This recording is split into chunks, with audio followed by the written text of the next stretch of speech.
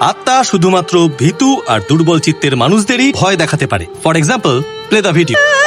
এনার নাম ললিতা। এনার স্বামীর সাথে এনার বোনের অ্যাফেয়ার ছিল। সেটা জানার পরে ললিতা একেবারে ভেঙে পড়েছিল। এর ফলে ললিতার মাথা পুরোপুরি নষ্ট হয়ে যায়। মানসিকভাবে দুর্বল এই মহিলা আত্মাদের জন্য দারুণ শিকার ছিল। সেই আত্মা ললিতার শরীরে প্রবেশ করে এবং ওর স্বামীকে মারার চেষ্টা করে। তারপর ললিতার কি হলো স্যার?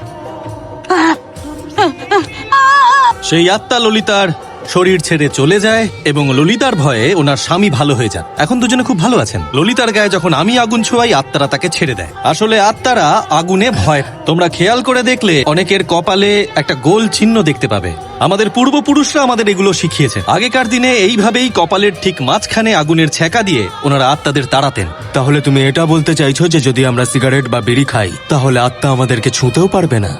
আজকের মতো ক্লাস শেষ। এত সকাল সকাল গোয়েন্দা মশাই হঠাৎ কি মনে করে? কিছু কিছু কাজে গোয়েন্দাদের সহকারী দরকার।